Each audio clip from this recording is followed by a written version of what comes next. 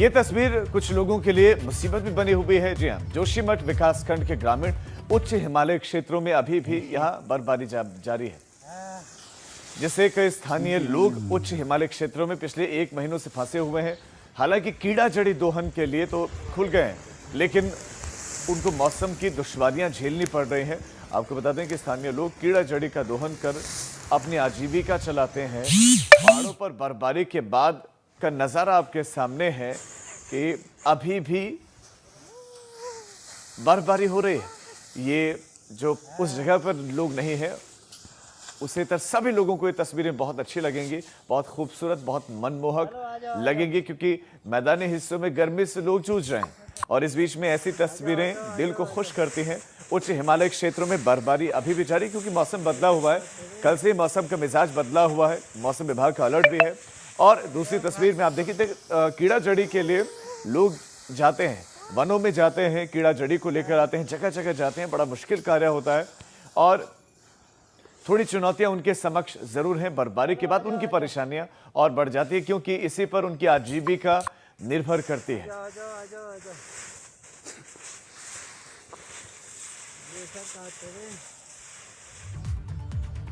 उत्तराखंड में बारिश को लेकर अलर्ट जारी किया गया। 4 जून तक भारी बारिश की आशंका है और कई जगहों पर तो मौसम का मिजाज बदल गया है। राजधानी में तेज हवाओं के साथ बारिश हुई है। इस वक्त की बड़ी खबर, मौसम बदल गया है उत्तराखंड में। उत्तराखंड में मौसम बदला हुआ है। एक तस्वीर हमने आपको अभी दिखाई बर्फबारी की पहाड़ों पर उच्च हिमालय जो क्षेत्र है, जो हायर रेंजेस है, वहां पर बर्फबारी देखने को मिली है, जबकि निचले इलाकों में बारिश देखने को मिली। देहरादून में भी बारिश हुई है और उसके बाद मौसम बदल गया है। जो गर्माहट थी वो कम हो गई है, लोगों को राहत मिली है और पहाड़ों पर बारिश का अलर्ट जारी किया है। 4 जून तक भारी बारिश का अलर्ट जारी किया गया है। कई जगहों पर मौसम का मिजाज बदल गया है।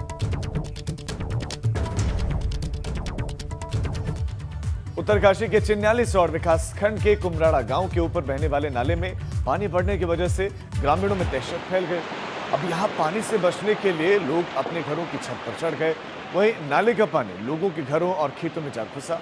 बुधवार देर शाम को हुई बारिश के बाद कुमराड़ा गांव में बरसाती नाले में पानी की जो घरों के भीतर घरों में और खेतों में पानी घुसने लगा। पानी भरने की सूचना पर मौके पर तहसील प्रशासन की टीम पहुंची और बीच रास्ते में सड़क पर मलबा आने के वजह से वो भी फंस गए।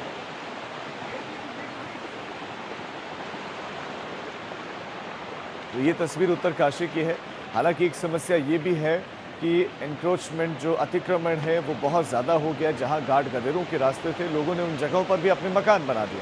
तो ऐसे में बरसात के मौसम में गदेरों में बिल्कुल पानी आ जाता है, या एक बरसात में पानी आ जाता है और फिर वही पानी घरों के भीतर घुसता है और फिर लोगों को परेशानियां होती हैं। तो ऐसे में लोगों के लिए ज़रूरी भी है कि गार्ड गदेरों से थोड़ा हटकर अपने घरों को बनाएं। हमारे साथ हमारे सहयोगी विनोद कुमार ज़्यादा जानकारी के साथ जुड़ गए हैं। मौसम का हाल कैसा है, कैसा है मौसम देहरादून में और प्रदेश में, बताएंगे। विनोद, कुछ तस्वीरें तो हमने दर्शकों को दिखा दी हैं, बारिश की भी और उच्च हिमालय क्षेत्रों में बर्फबारी की भी, लेकिन देहरादून में मौसम कैसा है और आने वाले दिनों में कैसा रहने वाला है मौसम, बताएं।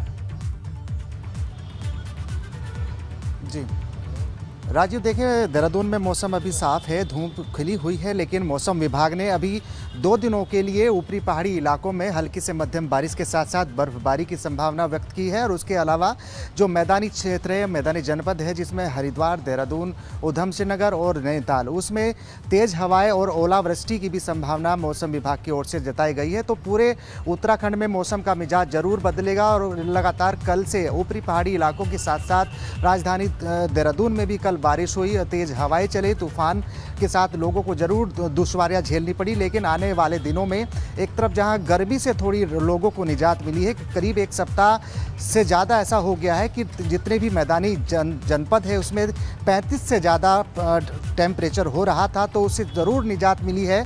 तो ऐसे में आज ज़रूर मौसम साफ है, लेकिन आने वाले 2 दिनों के लिए मौसम विभाग ने हल्की से मध्यम बारिश ऊपरी पहाड़ी इलाकों में होने की संभावना व्यक्त की है। इसके अलावा साथ ही साथ जो मैदानी जनपद हैं उसमें तेज हवाएं चलने के साथ साथ ही ओलावृष्टि की भी संभावना मौसम विभाग की ओर से बताई गई है। लिहाजा पूरे प्रदेश में मौसम का मिजाज बदला हुआ है और ऐसे में 2 दिनों के लिए लोगों को जरूर गर्मी से निजात मिलेगी। तो 2 दिनों के लिए जरूर मौसम विभाग ने एक चेतावनी जारी की है कि आने वाले 2 दिनों के लिए हल्की से मध्यम बारिश आप बता रहे हैं कि 2 दिनों के लिए ये अलर्ट जारी किया है और पहाड़ों पर बारिश होती है, यानी कि असर सीधा मैदानों पर पड़ता है, यानी कि पहाड़ों पर बारिश मैदान में रहने वाले लोगों के लिए अच्छी खबर कि वहां पर भी टेम्परेचर थोड़ा सा गिरेगा।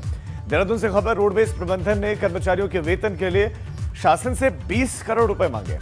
पिछले लंबे समय से घाटे में यह परिवहन विभाग चल रहा है और 20 करोड़ रुपए शासन से मांगे गए हैं। रोडवेज प्रबंधन ने यह रकम मांगी है। कोरोना काल में निगम के कर्मचारियों को 5 महीने से वेतन नहीं मिला। रोडवेज कर्मचारी संयुक्त परिषद ने भी वेतन समेत कई मांगों को लेकर सरकार को पत्र लिखा। घाटे से उभरने और वेतन समेत अन्य खर्चों के लिए 100 करोड़ के अनुदान की मांग की गई है और मांगे न मानने पर 17 जून को 1 दिवसीय धरना देने का भी ऐलान किया गया। 5 महीनों से जिनको सैलरी ना मिली हो, तनख्वाह ना मिली हो, आप अंदाजा लगा सकते हैं कि उनका घर चल कैसा रहा हो। और ये सिस्टम की एक लापरवाही या सिस्टम की उदासीनता आप देखिए कि कैसे किसी से काम तो लिया जा रहा है लेकिन उनको सैलरी नहीं दी जा रही। बढ़ते आगे और अब बात छात्रों के भविष्य से जुड़ी हुई। कोरोना के खौफ को देखते हुए उत्तराखंड में भी 12वीं की बोर्ड परीक्षाएं रद्द कर दी गई। शिक्षा मंत्री अरविंद पांडे ने इसकी घोषणा की, लेकिन छात्रों के पास परीक्षा देने का भी ऑप्शन विकल्प रखा गया है। मतलब वो खुद चाहे तो एग्जाम दे सकते हैं। मुख्यमंत्री के साथ बैठक में एग्जाम कैंसिल करने का फैसला लिया गया। मतलब इस साल कोई भी 12वीं की परीक्षाएं होगी नहीं और कोई भी छात्र फेल होगा नहीं, लेकिन अब उनके मूल्यांकन के फॉर्मूले पर सरकार बोर्ड के साथ मिलकर विचार करेगी। हमारे साथ हमारे सहयोगी विनोद लगातार बने हुए। विनोद, निर्णय ले लिया गया कि 12वीं की परीक्षाएं नहीं होगी, लेकिन चुनौतियां यहां से अब शुरू होती हैं कि किस आधार पर उनका मूल्यांकन होगा, क्योंकि कॉलेजेस में जाना है, किसी को प्रोफेशनल कोर्सेज करने हैं, किसी को किसी विषय की तैयारी करनी है, नीट है जी, तमाम तरह की चीजें हैं। तो ऐसे में मूल्यांकन किस आधार पर होगा, किस पर क्या विचार हो रहा है? राजीव, देखिए, उत्तराखंड में कोविड संक्रमण को देखते हुए राज्य सरकार का यह बड़ा फैसला है जिसमें 12वीं की परीक्षा रद्द कर दी गई है। कल मुख्यमंत्री की अध्यक्षता में एक बड़ी बैठक हुई है जिसमें शिक्षा मंत्री अरविंद पांडे और मुख्य सचिव ओम प्रकाश उसमें शामिल हुए थे। लिहाजा कोविड के मामलों को देखते हुए ये 12वीं की परीक्षा रद्द कर दी गई है और ऐसे में करीब 1,23,000 ऐसे परीक्षार्थी थे जिनको परीक्षा देनी थी, लेकिन कोविड के बढ़ते संक्रमण को देखते हुए परीक्षा रद्द की गई है और मानक भी तय किए गए हैं। मानक इस आधार पर होंगे, यानी जो परीक्षार्थी थे जिनको परीक्षा देनी थी उनके जो पूर्व की अंक तालिका थी, यानी 10वीं और 11वीं की अंक तालिका के हिसाब से उनको मार्क्स दिए जाएंगे। और जो भी परीक्षार्थी परीक्षा देना चाहता है, राज्य सरकार ने उनको एक विकल्प ये भी दिया है कि जब हालात सामान्य कोविड संक्रमण के बाद होंगे, यानी हालात जैसे ही उत्तराखंड में सामान्य होंगे तो परीक्षार्थी अपनी परीक्षा दे सकता है। लेकिन लिहाजा ठीक उससे पहले 12वीं की परीक्षा राज्य सरकार की ओर से रद्द कर दी गई है। यह बड़ा निर्णय राज्य सरकार ने लिया है क्योंकि लगातार पूर्व में भी, यानी पिछले साल भी परीक्षा रद्द की गई थी, लेकिन इस बार भी लगातार कोविड के मामले उत्तराखंड में बढ़ रहे थे, मौत के आंकड़े बढ़ रहे थे, जिसको देखते हुए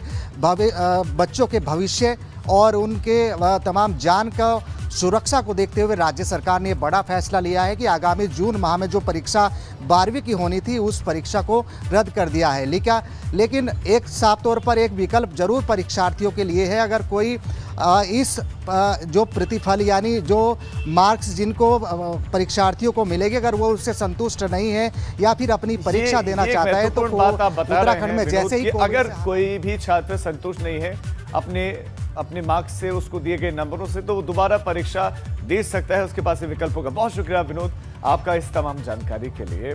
और अब खबर रुद्रप्रयाग से, जहां 3 दिनों से बंद ऋषिकेश बद्रीनाथ हाईवे खाकर के पास जो बंद था, वहां पर देर रात से आवाजाही शुरू कर दी गई है। हालांकि जोखिमों के बीच फिलहाल हल्के वाहनों को ही एंट्री दी जा रही है, जबकि भारी वाहनों पर अभी भी रोक है। खबर यह भी मिली है कि भारी वाहनों से भी मार्ग खोलने में काफी परेशानी हुई। भारी बारिश वहां पर हुई।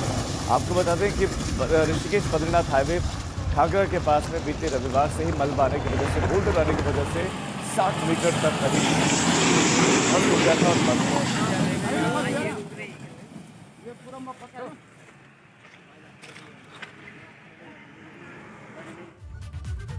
बड़ी खबर, उत्तराखंड शासन ने 2 IAS और 7 PCS अधिकारियों के तबादले कर दिए हैं। IAS विजय कुमार यादव को सचिव प्रभारी बना दिया गया है। इस बीच बड़ी खबर देते हैं आपको कि IAS विजय कुमार यादव को सचिव प्रभारी वन एवं पर्यावरण संरक्षण तथा जलवायु परिवर्तन बनाया गया है, तो IAS आशीष चौहान को अपर सचिव धर्मस्व का पदभार दिया गया है। PCS राजेंद्र कुमार को निदेशक समाज कल्याण, PCS विनोद गिरी गोस्वामी को निदेशक प्रशासन एवं मॉनिटरिंग पंतनगर विश्वविद्यालय उधम सिंह नगर तथा मुख्य कार्मिक अधिकारी पंतनगर यूनिवर्सिटी दिया गया है। रामदत्त पालीवाल से अपर जिलाधिकारी पिथौरागढ़ से उनको हटाकर परीक्षा नियंत्रण उत्तराखंड लोक सेवा आयोग हरिद्वार का चार्ज दिया गया है।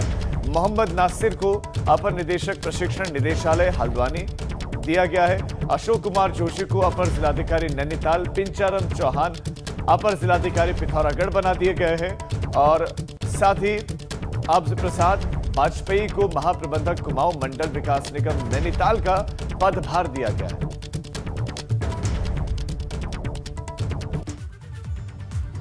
और अब आपको देते हैं देश का कोरोना का अपडेट। बीते 24 घंटों में देश में कोरोना के जो आंकड़े आए हैं वो है 1,34,154 नए केस। तो बीते 24 घंटों का यह आंकड़ा है 1,34,154 नए केस आए हैं और एक दिन में 2,887 मरीजों की मौत भी हुई है। तो मौत का यह आंकड़ा है 2,887, जो कि तुलनात्मक अब कम है। अब तक 22,10,43,693 लोगों का टीकाकरण हुआ है।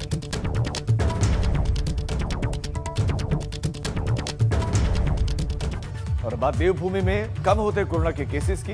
बीते 24 घंटे में यहां पर 1,003 मरीज मिले, जबकि 30 मरीजों की मौत हुई। एक दिन में कुल 2,778 मरीज ठीक होकर घर भी लौटे हैं और इसके अलावा प्रदेश में अब सिर्फ 25,366 एक्टिव मरीज हैं, जबकि कुल 6,535 मरीजों की मौत हुई है। आपको बता दें कि कोरोना से तो राहत मिल रही है, लेकिन ब्लैक फंगस का खतरा प्रदेश में लगातार बढ़ रहा है। राज्य में अब तक 244 केस ब्लैक फंगस के आ चुके हैं, जबकि 27 मरीजों की मौत हो चुकी है। सबसे चिंता वाली बात यही है कि ब्लैक फंगस अब कहर बरपा रहा है। ब्लैक फंगस उतना ही जानलेवा और खतरनाक है जितना कोविड, कोरोना और ब्लैक फंगस के जो अलग अलग केसेस मिले, किसमें white fungus, black fungus, yellow fungus और ऐसे भी अब केसेस आने लगे हैं जहां एक ही व्यक्ति में ये तीनों फंगस मिल रहा है, ब्लैक, व्हाइट और येलो, ये फंगस मिल रहा है।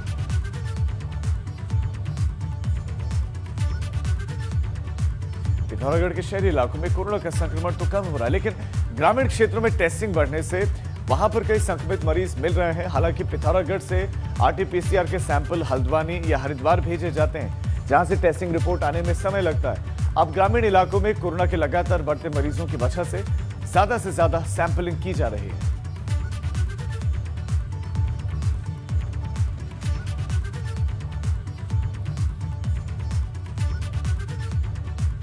तो टेस्टिंग एक बड़ी समस्या रही है उत्तराखंड में। बैकलॉग बहुत रहता है और पहाड़ी इलाकों से जो सैंपल लिए जाते हैं, क्योंकि पहाड़ों में लैब्स हैं नहीं, तो ऐसे में हल्द्वानी या हरिद्वार भेजा जाता है सैंपल्स को, उसके बाद रिपोर्ट आने में वक्त लगता है और हो सकता है तब तक वो व्यक्ति कई लोगों को संक्रमित कर चुका हो। रुद्रपुर में पुलिस ने बहुत बड़े फर्जीवाड़े का खुलासा किया है। लैब कर्मचारियों से हरिद्वार में इस्तेमाल की गई एंटीजन किट बरामद की गई है। ये लोग इस्तेमाल की गई किट से दोबारा टेस्ट करते थे और फर्जी रिपोर्ट बना देते थे।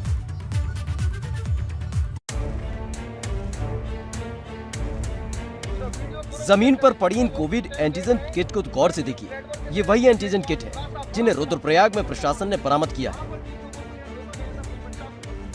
प्रशासन ने खुलासा किया है कि एंटीजन टेस्ट कर रही टीम बहुत बड़ी धांधली कर रही थी। ये लोग इस्तेमाल की गई एंटीजन किट का दोबारा इस्तेमाल कर रहे थे, जबकि अनयूज्ड एंटीजन किट को ठिकाने लगा दिया जाता था। मुझे जैसी सूचना मिली फूलभट्टा चेकपोस्ट से कि भाई यहाँ पर जो टेस्टिंग का काम हो रहा है, एक प्राइवेट लैब कर रही है।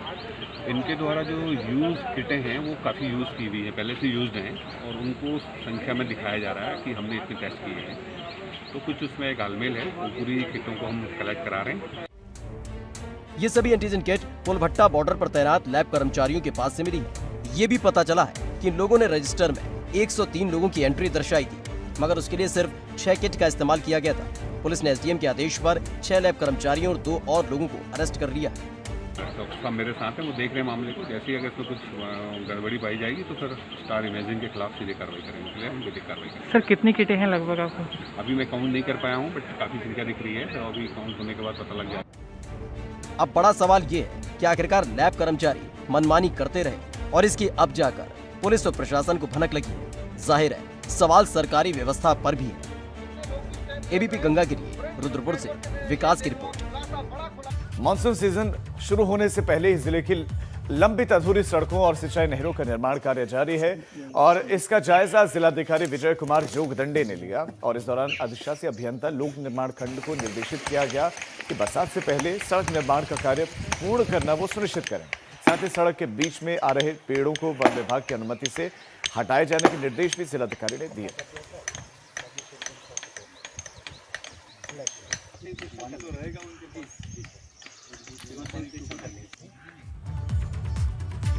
कोरोना काल में भी राजनीतिक दल कोरोना के बहाने चुनावी तैयारी में जुटे हैं और इसी को लेकर बीजेपी, कांग्रेस के बाद अब आम आदमी पार्टी भी आम जनता के बीच में जा रही है। आम आदमी पार्टी के कार्यकर्ता गांव-गांव जाकर कोरोना की किट बांटेंगे और कैंप लगाकर लोगों की जांच भी करेंगे। किट में सैनिटाइजर, मास्क, ऑक्सीमीटर, थर्मामीटर रखा गया है और खास बात यह है कि जिस बैग में किट्स रखी जा रही हैं उसमें बाकायदा आम आदमी पार्टी का चुनाव चिन्ह और केजरीवाल का फोटो लगा है और बैग पर लिखा गया है आपकी किट। तो ऐसे में ये वाकई आपकी किट यानी आम आदमी पार्टी की किट है जिसमें प्रचार ज्यादा, सहयोग कम, मदद कम। दवाइयों की किट है, निःशुल्क है। जो हमारे कार्यकर्ता बंधु घर घर जाएंगे वो निःशुल्क सेवा करेंगे। तो देखिए निःशुल्क सेवा में भाव होता ही है। रही आपने जो फोटो की बात की है, देखिए ये प्रचार इसलिए किया जाता है जिससे लोग प्रेरित हों और सेवा के लिए आगे आएं। तो जितना लोग प्रेरित होंगे उतनी सेवा बढ़ेगी। जिलाधिकारी उधम सिंह नगर रंजना राजगुरु ने जिले की स्वास्थ्य सेवाओं की जानकारी ली। काशीपुर और जसपुर में उन्होंने वैक्सीन सेंटर का निरीक्षण किया, वहां पर जाकर जानकारी ली। तो वहीं काशीपुर राजकीय चिकित्सालय में भी कोविड सेंटर की स्थिति की जानकारी ली।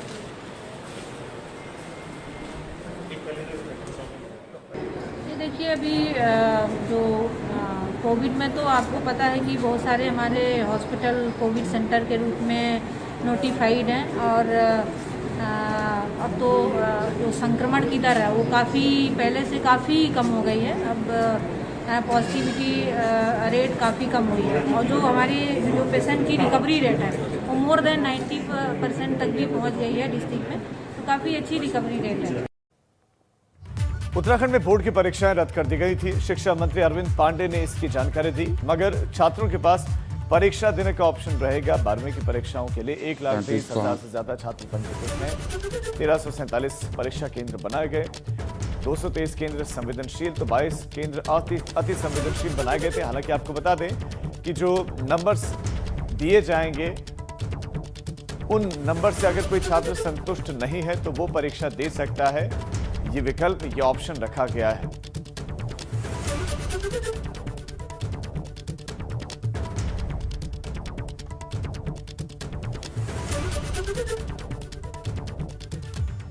एक और बीजेपी सेवा ही संगठन नाम से अभियान चला रही है। वहीं अब कांग्रेस ने भी कोरोना काल में लोगों की मदद करने के लिए एक अभियान शुरू किया है और इस अभियान के तहत कांग्रेस प्रदेश के दूरस्थ क्षेत्रों में जाकर लोगों को वैक्सीन में आ रही समस्याओं को उजागर करेगी, उनमें मदद करेगी। तो वैक्सीनेशन में आ रही दिक्कतों में कांग्रेस अब मदद करेगी।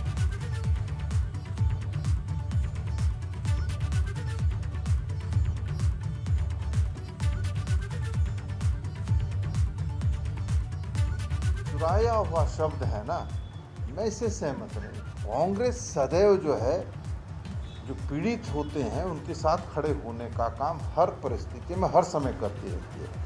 तो आज कोरोना के परिप्रेक्ष्य में भी मैं कहना चाहता हूँ कि लोगों का वैक्सीनेशन के लिए रजिस्ट्रेशन नहीं हो पा रहा है, बहुत कठिनाइयाँ हैं, इसलिए कांग्रेस के लोग उसमें सहयोग करेंगे। ये जो सेवा कार्य आप बीजेपी का शब्द चुरा करके लाई, तो बीजेपी का वो है शब्द जो है कि केंद्र की सरकार की वर्षगांठ थी तो कैसे बनाए, उन्होंने कहा एक दिन जो है सेवा कर लो।